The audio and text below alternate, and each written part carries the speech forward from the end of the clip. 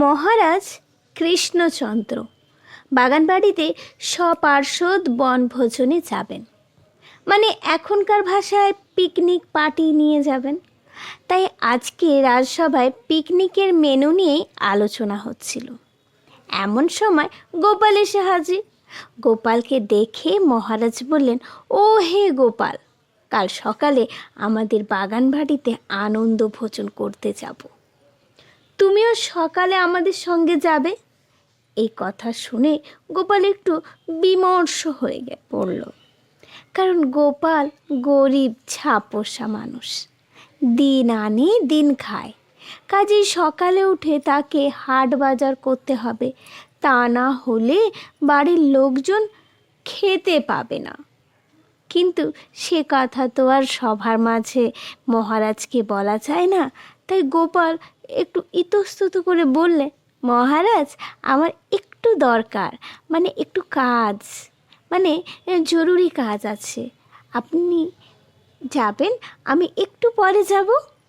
আপনারা আগে যান, আমি একটু পরে যাচ্ছি।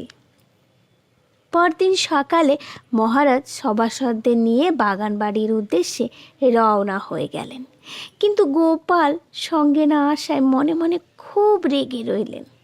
বাগানবাড়িতে পৌঁছে গোপালকে শাস্তি দেবার উদ্দেশ্যে তিনি দারোয়ানকে বললেন, গোপাল এলে তাকে কিছুক্ষণ ভুগিয়ে তারপর ভেতরে ঢুকতে দেবে, বলবে মহারাজের হুকুম, পরে যারা আসবে তাদের ভেতরে যাওয়ার হুকুম নেই। দারোয়ানকে সব বুঝিয়ে বলে মহারাজ বাগান বাড়িতে প্রবেশ করলেন। এদিকে কিছুক্ষণের মধ্যে গোপাল এসে হাজির। মহারাজের কথা মতো দারোয়ান তাকে ভেতরে ঢুকতে দিল না, বলল, হুকুম আছে। দেখো ভাই, মহারাজ তো আমাকে রোজই কিছু না কিছু পুরস্কার দিয়ে থাকেন, আর একটা তুমিও জেনে রেখো, এ কথা সকলেই জানে, তুমিও জেনে রেখো। তুমি যদি আমাকে ভেতরে যেতে দাও, তবে আজ যা পুরস্কার পাবে তার অর্ধেক তোমায় দেব। দারোয়ান এ কথা শুনে খুশি হয়ে গোপালকে ভেতরে যেতে দিল। গোপাল ভেতরে ঢুকে চেঁচামেচি শুরু করে দিল। মহারাজ বিরক্ত হয়ে বললেন, কী হলো গোপাল, এত দেরি করে এসে আবার গোলমাল করছো কেন?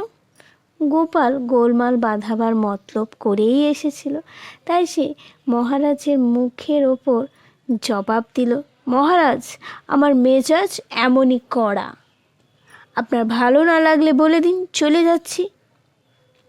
গোপালের উত্তর শুনে মহারাজ রেগে গেলেন। তিনি হুকুম করলেন, এক্ষুনি গোপালকে 100 বার কান ধরে সবার মাঝে উঠবস করাও, আর 10 টাকা জরিমানা আদায় করো। হুকুম শুনে যথা আজ্ঞা বলে গোপাল কান ধরে উঠবস শুরু করে দিল।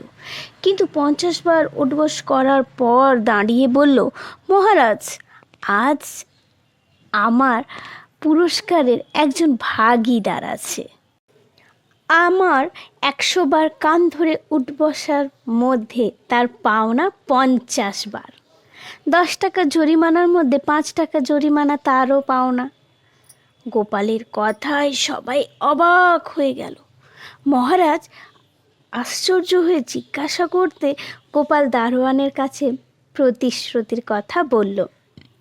দারোয়ানের ঘুষ খাওয়ার কথা শুনে তিনি তো খুব রেগে গেলেন দারোয়ানের উপরে। সঙ্গে সঙ্গে তাকে ডাকা হলো, আর 50 বার কান ধরে উঠবস করানো হলো, সেই সঙ্গে 5 টাকার জরিমানাও আদায় করা হলো। গোপালের বুদ্ধি দেখে মহারাজ খুব খুশি হয়ে তাকে আবার 100 টাকা ঘুরে পুরস্কারও করলেন।